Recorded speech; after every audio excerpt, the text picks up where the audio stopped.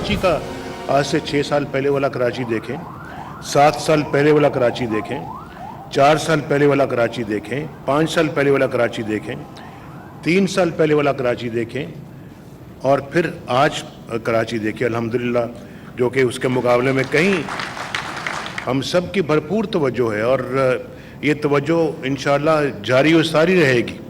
हम इस काम को बीच में नहीं छोड़ेंगे, इंशाअल्लाह इसको मुकम्मल करके दम लेंगे।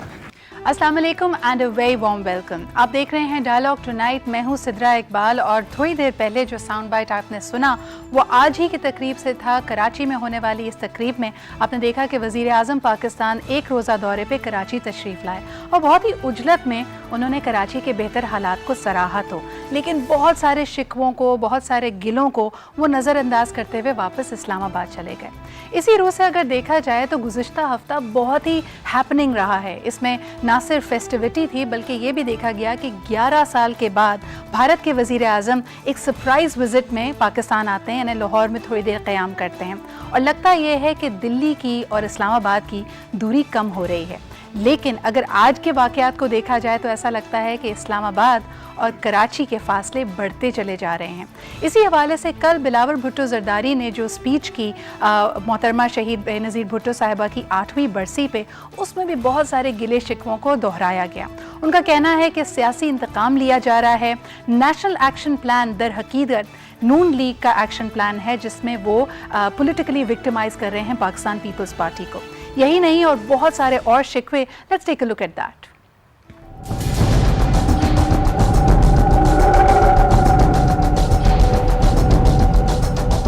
क्या ये वो नेशनल एक्शन प्लान है जिस पर तमाम पॉलिटिकल पार्टीज मुत्तफिक है? नहीं, ये वो असल नेशनल एक्शन प्लान नहीं बल्कि Noon league action plan. National action plan के नाम पर सूबे के खिलाफ साजिश कब बंद होगी? मियां साहब, आज क्यों पीआईए और स्टील मिल्स जैसे बड़े कौमी इदारों को आप बेहतर तो कर नहीं सकते, लेकिन मां का जेवर बेचने वालों की तरह इन इदारों को मां का जेवर समझकर इनकी बोली लगा रहे हैं। हुकूमत ने हमारी आवाज ना सुनी तो हम आवाम की अदालत में जाएंगे, उनसे फैसला लेंगे और फिर दमादम मस्त कलंदर होगा। जी हाँ, दमादम मस्त कलंदर की नवीद सुनाई बिलावल भुट्टो ज़रदारी ने। अहम सवालात यहाँ पे ये हैं कि नेशनल एक्शन प्लान की जब हम बात करते हैं, ये प्लान बना दहशतगर्दी और इंतहा पसंदी के ख़ात्मे के लिए, लेकिन उसके लिए जो नकात थे क्या उन पर वाकई अमल दरामद हो रहा है? अगर हमें याद हो कि 1-1.5 साल पहले जब ये बातचीत शुरू हुई तो उस वक्त कुछ लोग कहते थे नहीं, डायलॉग का रास्ता बेहतरीन है और इंतहा पसंद जमातों से भी डायलॉग होना चाहिए। करते कराते हम एक ऐसे मोड़ पर पहुँचे जब हमने कहा zero tolerance for all kind of terrorism, यानी दहशतगर्दी को बिल्कुल बर्दाश्त नहीं किया जाएगा। और जब ये नकात बनाए जा रहे थे तो मजहबी दहशतगर्दी का भी हमने फ्रेज सुना जिसको फिर बाद में निकाल दिया गया। लेकिन अब मरहला ये है कि करप्शन और टेरर फाइनेंसिंग को जोड़ा जा रहा है।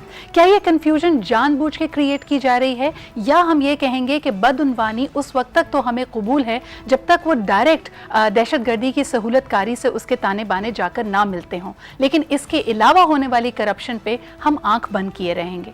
और सबसे अहम ये कि आज जिस नहज पे हम खड़े हैं, जिस मोड़ पे हम खड़े हैं, तो सिंध हुकूमत ये सवाल करती है कि सूबाई खुद मुख्तारी और नेशनल एक्शन प्लान ये आपस में जाकर कैसे जुड़ते हैं? क्या इसके लिए ज़रूरी नहीं कि ये दोनों, यानी जो तमाम फरीक हैं, तमाम चीफ मिनिस्टर्स हैं, तमाम सूबाई कैबिनेट्स हैं, वो भी ऑन बोर्ड हों और अपना अपना हिस्सा डालें? आज इसी पे बात करेंगे। अ फुल पैनल इज है विद मी। मेरे साथ कराची स्टूडियो में मौजूद हैं barrister Murtaza Wahab, Pakistan peoples party से आपका ताल्लुक है।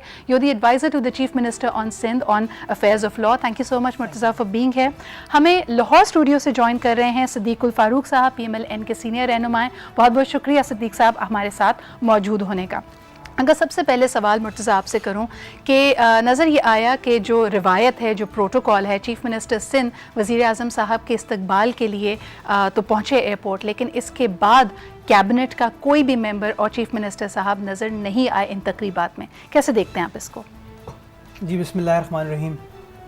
आपने अपने प्रोमो में बड़ी अच्छी बात उठाई कि दिल्ली और इस्लामाबाद की दूरियां तो ख़त्म हो रही हैं, लेकिन बात यह है कि वज़ीर आज़म पाकिस्तान, वज़ीर आज़म भारत से तो बात कर सकते हैं, लेकिन सिंध के जो डेमोक्रेटिकली इलेक्टेड चीफ़ मिनिस्टर हैं, सिंध की जो डेमोक्रेटिकली इलेक्टेड कैबिनेट है, उनसे एक इम्पॉर्टेंट इशू के ऊपर बात नहीं कर सकते, इंगेज नहीं कर सकते।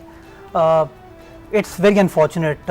इसको हम बहुत ही क्या कह सकते हैं, it's I can just say it's unfortunate.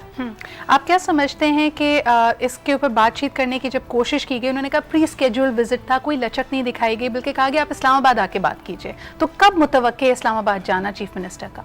देखिए, जो बुला रहा है शराइत तो उसकी होंगी, पता नहीं ऑफिशियली इस तरह इंटीमेट किया गया है या नहीं। यहाँ पर मैं आपको ये बताता चलूँ कि लास्ट जो एपेक्स कमेटी की मीटिंग कराची में गवर्नर हाउस में हुई थी, 7 दिसंबर को गालिबन हुई थी, उस मीटिंग में चीफ मिनिस्टर साहब ने अपने ग्रीवेंसेस को प्राइम मिनिस्टर साहब के सामने रखा था और यही रिक्वेस्ट की थी कि सर इन चीज़ों को एड्रेस करने की ज़रूरत है बिफोर एट द अर्लीस्ट। और वज़ीर आज़म साहब ने उस मीटिंग में सबके सामने कहा था कि शाह साहब बहुत जल्द हम एक मीटिंग करेंगे, लेकिन अनफॉर्चुनेटली 7 दिसंबर से अब हम 28 दिसंबर पे आ गए, 3 हफ्ते गुजर गए।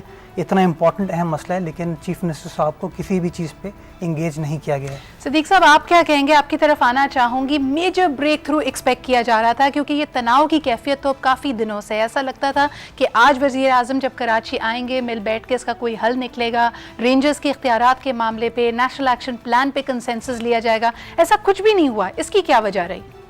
बिस्मिल्लाहिर्रहमानिर्रहीम। शुक्रिया सिद्रा इकबाल। ये तो जो आपने अभी सवाल उठाया है कि इसकी वजह क्या है, एग्जैक्ट इसका जवाब तो वज़ीर आज़म साहब या उनका तर्जुमान दे सकेंगे।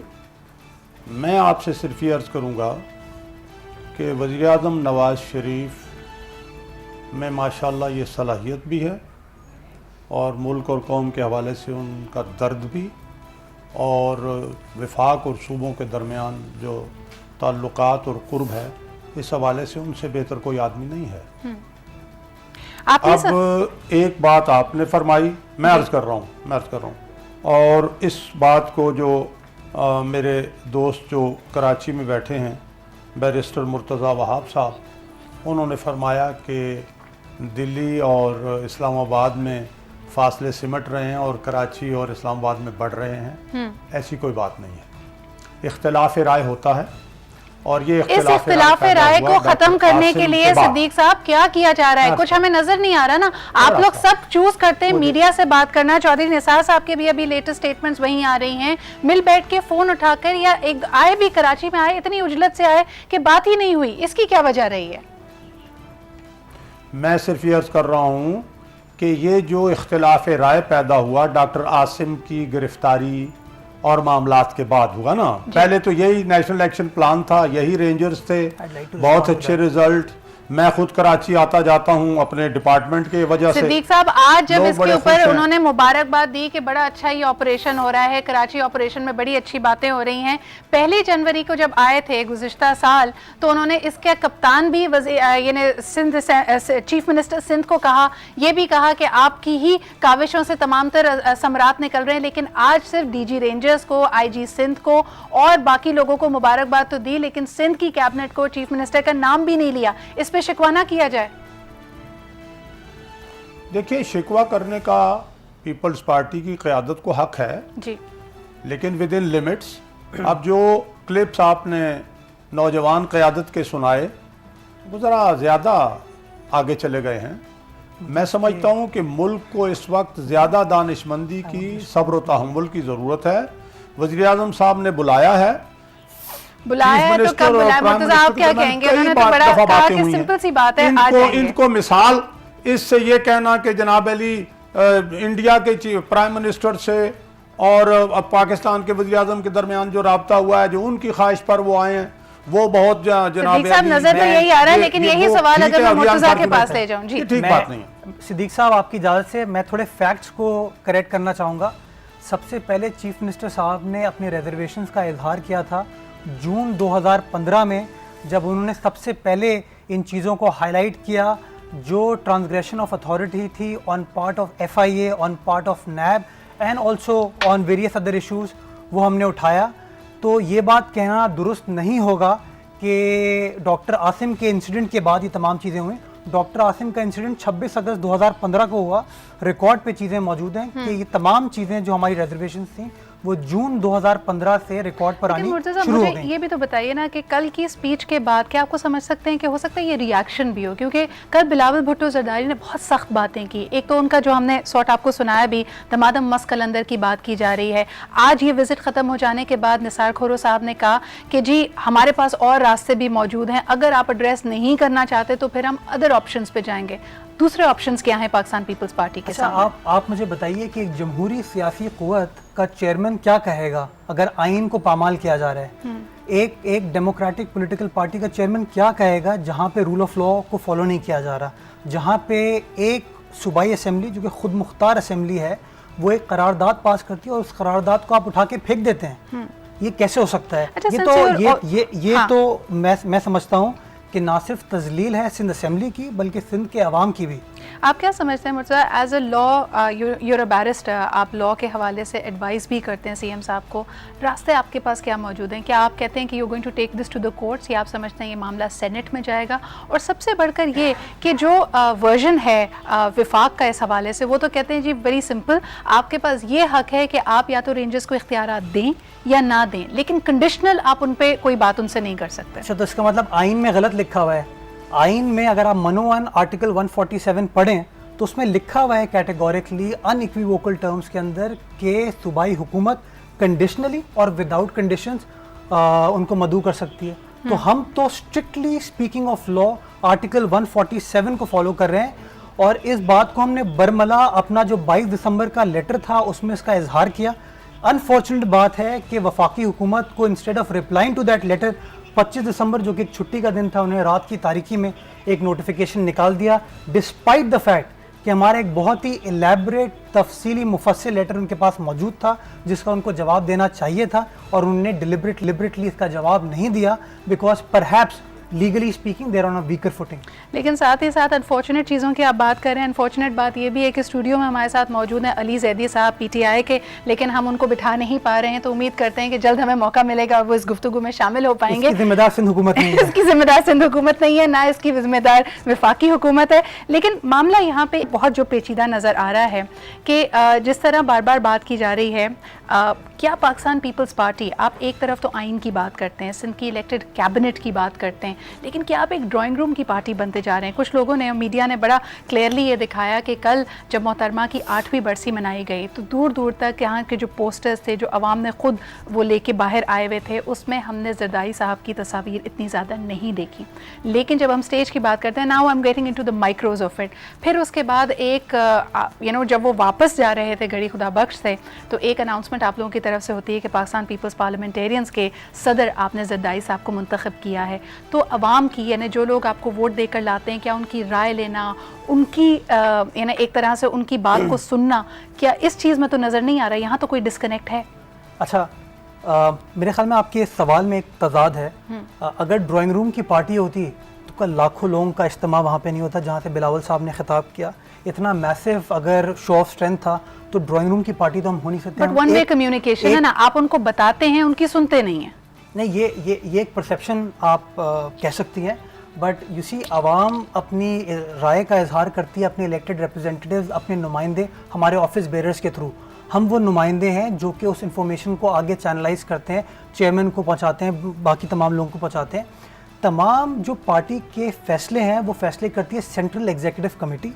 कल उस सेंट्रल एग्जीक्यूटिव कमेटी की मीटिंग हुई, उस मीटिंग में कंसेंसस के बाद ये फैसला किया गया कि मखदूम अमीन फ़हीम साहब के इंतकाल के बाद जो प्रेसिडेंट की पोजीशन खाली की गई है, उस पोजीशन पे president Asif Zardari should be appointed as the person. सब ने इस बात से अग्री किया। लोग एक्सपेक्ट कर रहे थे वैसे बिलावल साहब को इस पोजीशन में, इसकी क्या वजह रही कि जरदारी साहब के नाम पे कंसेंसस हुआ, जबकि आने वाले वक्तों में शायद ये ज़्यादा अहम होगा कि as a parliamentarian, as a leader of opposition, या perhaps as future prime minister Bilawal साहब का हक नहीं बनता था? क्या बीबी शहीद पाकिस्तान पीपल्स पार्टी पार्लियामेंटेरियंस की प्रेसिडेंट थी? नहीं थी, because she was the chairperson of Pakistan peoples party.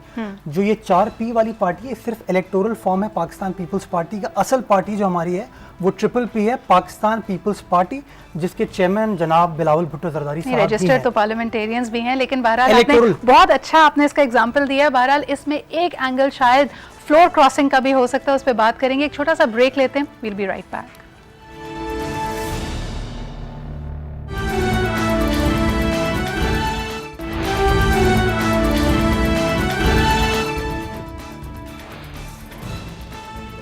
Welcome back after the break. दो और पैनलिस्ट ने हमें ज्वाइन किया है। अब देखते हैं कि सूरत हाल और ये डिस्कशन कैसे आगे बढ़ती है। हमारे साथ कराची स्टूडियो में मौजूद हैं अली जैदी, पाकिस्तान तहरीक इंसाफ से आपका ताल्लुक है, end of course Islamabad studio में हमारे साथ मौजूद हैं सैयद अली रज़ा आबदी, MQM से आपका ताल्लुक है।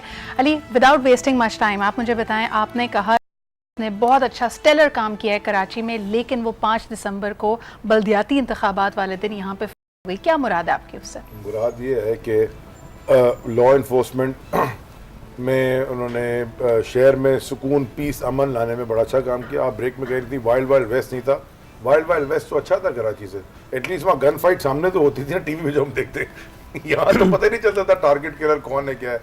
तो उन्होंने लॉ इन्फोर्समेंट ने ये काम ज़रूर अच्छा किया, पुलिस का भी इसमें किरदार है, पुलिस ने भी अच्छा काम किया। तो उन्होंने मिल के कि कराची में कम अज़ कम ये जो टारगेट किलिंग, बत्ताखोरी, इन चीज़ों के ऊपर बहुत इख्तियारात के मामले पे आप काम कर रहे हैं। 246 का इलेक्शन हुआ, रेंजर्स डिड ग्रेट जॉब, बहुत अच्छा काम किया उन्होंने। हम हारे, हमने फिर भी मुबारकबाद दी, कोई बात नहीं हमारे, लेकिन कम से कम ये है कि ठप्पा माफिया नहीं चला, किसी ने ठप्पा नहीं लगाया, किसी पार्टी ने भी। दिसंबर 5 को फॉर सम ऑड रीजन दे, अब उनकी नफरी कम थी, इसलिए मैं कहता गया इलेक्शन से पहले कि जी 3 को चैलू मैं पूरे पाकिस्तान में। जब आप हार जाते तो इसका मतलब एक सेकंड नहीं, मैंने पहले कहा हार तो मैं 246 में भी किया था, तो मैं तो अप्रिशिएट कर रहा हूँ जी। मैंने तो नहीं कहा कि उन्होंने ठीक काम नहीं किया, ठीक काम किया उन्होंने, हार जीत के अलावा बात कर रहा हूँ। मैं कहता गया 3 तारीख को चलो मैं, आप इलेक्शन 4 दिन कर दें, अगले वीकेंड कर दें, ताकि जो नफरी आपने अपर सिंध से बुलानी है जहाँ पे इलेक्शन खत्म हो गए हैं, ताकि उनके पास 14,000 14,500 पोलिंग स्टेशन है, 8,000 कभी कर ही नहीं सकती थी वो अंदर बाहर। I will let Ali Raza आप भी रिस्पॉन्ड टू दैट। ये कहते हैं ने बड़ा अच्छा काम किया, लेकिन पॉलिटिकली विक्टिमाइज हुए और उस तरह के जो मामलात थे वो खुश उसलूबी से नहीं निभा सके। आप क्या कहेंगे? ये थैंक यू सिद्रा, पता नहीं ये क्या चाह रहे थे कि इनके लिए वोटिंग कराती या फिर इनको जितवाती। तो इनको अपनी पार्टी का स्टैंड नहीं पता, ये खुद कह रहे हैं, खुद ही कह रहे हैं कि कोई ठप्पा नहीं लगा, खुद ही कह रहे हैं कि बहुत अमन हुआ, खुद ही कह रहे हैं कि बहुत अच्छे तरीके से इलेक्शंस हुए। और हमने ये भी देखा कि कराची में अल्लाह का शुक्र है और अल्हम्दुलिल्लाह एक जान भी नहीं गई उस दिन, कंपैरेटिवली अगर आप पंजाब में KP के जो इलेक्शंस हुए और इंटीरियर सिंध में जो इलेक्शंस हुए उसमें जो कत्ल गारत हुई, तो को ये जिस तरह कह रहे हैं कि जी 5 तारीख को वो फेल कर गए, मुझे अभी तक समझ में नहीं आया कि what is the reason behind that. Abdi साहब, इस वक्त आपका स्टांस क्या होगा, क्योंकि PM साहब से मुलाकात ना होने पे MQM भी खाइफ नजर आती है। दूसरा, आपने ये भी कहा कि जो मेयर, यानी इतनी लैंडस्लाइड विक्ट्री के बाद जो मेयर आपने नॉमिनेट किया उनका भी प्री अरेस्ट वारंट इस वक्त निकला हुआ है, यानी अनबेलेबल वारंट है। क्या कहेंगे इस बारे में? देखिए जी, जो वारंट्स निकले में हैं उसके लिए हम में से तो कोई पता फिर रहा, सारे डिपार्टमेंट सिंध हुकूमत के पास हैं, जाएं अरेस्ट करें। अगर वो ये समझते हैं कि वो उस वारंट्स के बेसिस पे अरेस्ट करना है तो कर दें। दूसरा, हम जो बात आती है इसकी लोकल गवर्नमेंट की है, इतनी बड़ी विक्ट्री हुई है और फिर सिंध हुकूमत ने किस तरह उसके इख्तियारात को कर्टेल करने की कोशिश की है। इलेक्शंस के बाद भी लोकल टैक्सेस का डिपार्टमेंट, हेल्थ का डिपार्टमेंट और वेस्ट कलेक्शन तो वैसे भी CM सिंध के पास लेकिन था। अभी जो मौजू है आपके सामने है, एक तनाव की सूरत हाल है सिंध हुकूमत और वफाकी हुकूमत के बीच में। मुर्तज़ा, क्या कहेंगे? लोग कहते हैं बैकडोर डिप्लोमेसी से आप लोग काम ले रहे हैं, MQM भी आपके साथ है, वरना वो अपनी कोई स्ट्रीट एजिटेशन उन्होंने नहीं दिखाई, कोई पब्लिक प्रोटेस्ट नहीं हुई इस मामले पे। क्या आपके साथ हैं वो, आपके मौक़िफ़ से जुड़े हुए हैं? अच्छा, पहले मैं अली साहब के पॉइंट पे आना चाहूँगा कि रेंजर्स ने 5 दिसंबर को अपना काम इलेक्शन में नहीं किया। इलेक्शन का काम जो है वो इलेक्शन कमीशन ऑफ पाकिस्तान का है, but we as democratic electoral party we should accept everyone's mandate. Election हुआ जैसा भी हुआ, we should accept it. MQM जीत गए, अवाम ने उनको वोट दे दिया, 4 साल के लिए इलेक्ट होकर आ गए। हुआ तो बहुत ही ग्रे एरिया ना, क्या आप समझते हैं शफाफ इलेक्शन हुए या नहीं हुए? देखिए, मैं एज अ डेमोक्रेट मैं ये नहीं चाहूँगा कि फॉर माई सेल्फिश पेटी इंटरेस्ट मैं पूरे इलेक्शन के प्रोसेस को जेपरडाइज कर दूँ। मैं समझता हूँ इलेक्शन हो गया, इलेक्शन में अवाम ने अपनी राय का इजहार कर दिया, let's accept that for the timing, it is not permanent.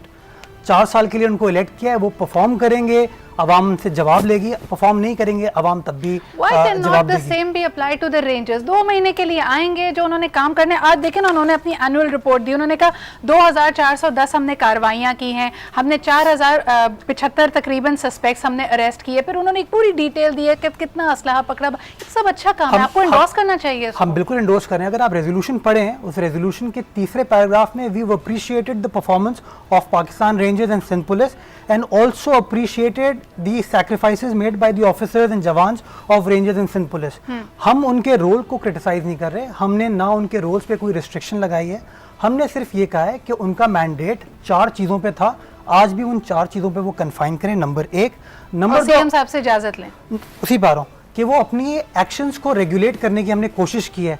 ये चीज़ हम लोग कोई खुद क्रिएट नहीं कर रहे हैं, ये section 11EE of the anti terrorism act, उसमें लिखा हुआ है कि जब कभी वो किसी को प्रिवेंटिव डिटेंशन में उठाएंगे, it will be subject to the order general और a specific order of Sindh government. Fortunately और अनफॉर्चुनेटली आज एक दफ़ा फिर जो हमने शुरुआत जहाँ से की थी कि करप्शन पे जीरो टॉलरेंस सिर्फ तभी है जब वो टेरर फाइनेंसिंग से जुड़ी हुई नजर आती है, और दूसरा नेशनल एक्शन प्लान और प्रोविंशियल ऑटोनॉमी एक दूसरे से आमने सामने क्यों खड़ी नजर आती हैं। अली क्या कहेंगे, उन्हीं अगर 20 नकात को देखा जाए नेशनल एक्शन प्लान के, तो उन्होंने कहा था zero tolerance for militancy in Punjab. Absolutely. 1.5 साल गुजर गया, आप दूसरी बड़ी नेशनल जमात हैं, आप लोगों ने कभी ये इशू नहीं उठाया। पहले ही आप पे इल्जाम लगता था कि आप तो इनके दफातर खुलवा रहे हैं, क्यों नहीं आप कहते कि पंजाब में क्लीन अप होना चाहिए? मैं अब आपको इनके जो इस्लामाबाद में बैठे नहीं, पहले इस बात से नहीं, शुरू इनके करें। और आपके तीनों के, आप हाँ। तीनों के, तो क्योंकि 17 मिनट मैंने इन सारों को दिए ना।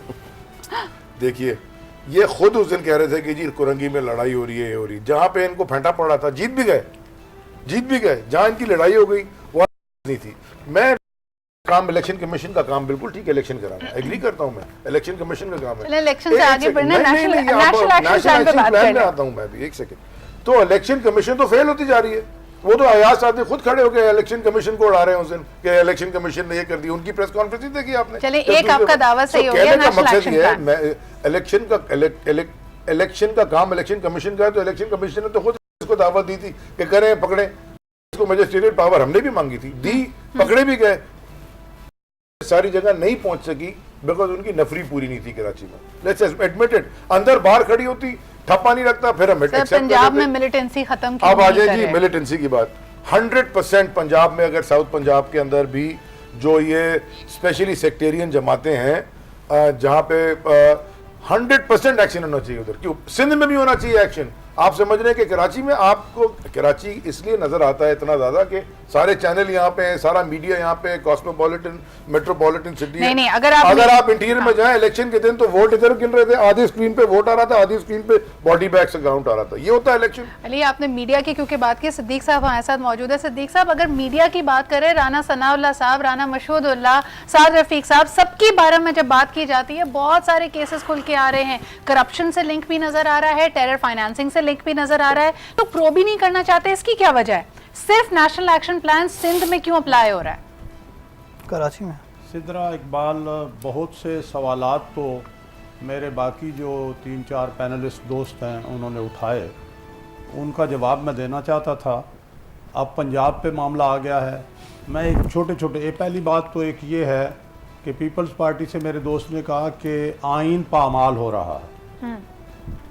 वज़ीर दाखिला आइन का हवाला दे के बता रहे हैं कि हम जो इक़दाम कर रहे हैं, कदम उठा रहे हैं, वो आइन के मुताबिक है। इन्होंने कहा जी आवाम की तौहीन हो रही है। मैं कराची के अवाम खुश हैं, उन्हें अलबत्ता ये तशवीश है कि ये जो अमल जारी है ये बंद ना किया जाए। अगर ये बंद किया गया, रुक गया, तो दहशतगर्द, भत्ताखोर, लैंड माफिया वगैरह ये दुगनी ताकत से आएंगे और कराची के अवाम को ये बिल्कुल लहूलुहान कर देंगे। सिद्दीक साहब, ये लिहाजा बात मैं आपकी सिंध सही हुकूमत और सबसे ये कहूंगा, आपकी बात बेशक सही है कि कराची की अवाम खुश है, इकबाल, आप लेकिन अगर चाहेंगे आप ना जो कि बिल्कुल कराची की एक जो आधे मिनट इलेक्टेड में बात तो नहीं कैबिनेट हो है, आप सकेगी। उसको तो कॉन्फिडेंस में लेंगे मैं ना। पंजाब पे आता हूँ। इस पे बात करते हैं एक छोटे से ब्रेक के बाद, उसके बाद पंजाब का मामला मजीद डिटेल में डिस्कस करेंगे।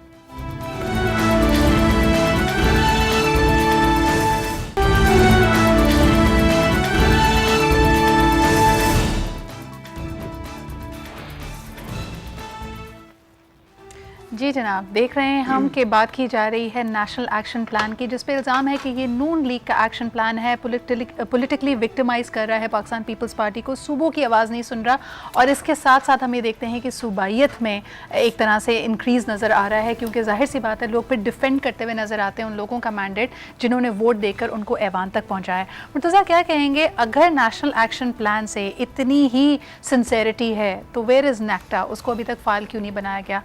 काउंसिल ऑफ कॉमन इंटरेस्ट की मीटिंग नहीं हो रही, लेकिन इन इश्यूज़ को भी आप लोगों ने नहीं उठाया, आप लोगों की भी मामला आके रुका तो रेंजर्स के इख्तियारात पे। ओके, देखिए नेशनल एक्शन प्लान में अगेन ऑब्सेशन है कराची ऑपरेशन से हर किसी को।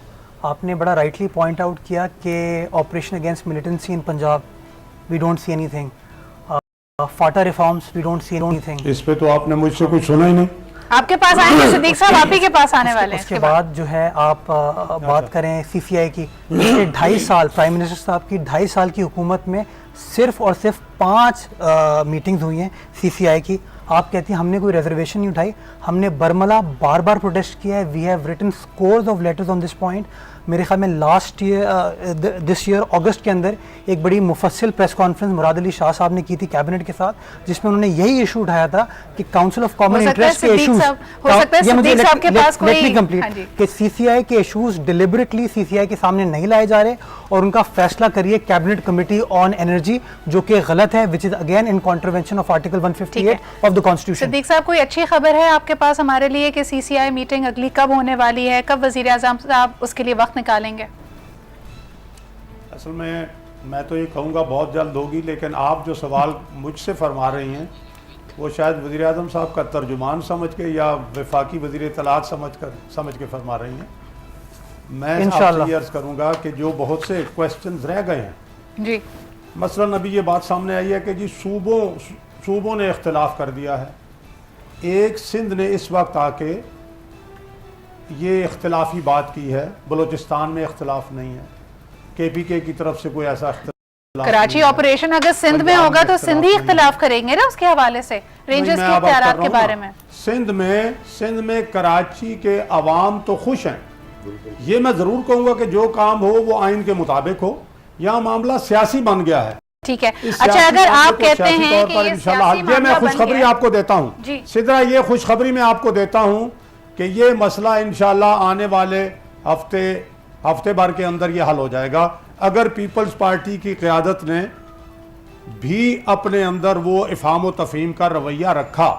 ठीक है जी, आपकी ये बात मैं आब्दी साहब के पास लाना चाहूंगी। आब्दी साहब, जो अभी अनबेलेबल वारंट्स का जिक्र हो रहा था, लोगों ने कहा कि उस तरह आप रेंजर्स की हिमायत में ना स्ट्रीट पे नजर आए, ना सिंध कैबिनेट के फ्लोर पे उस तरह आपने गर्म जोशी दिखाई, इसकी यानी तशनगी लोगों के जहन में रह गई।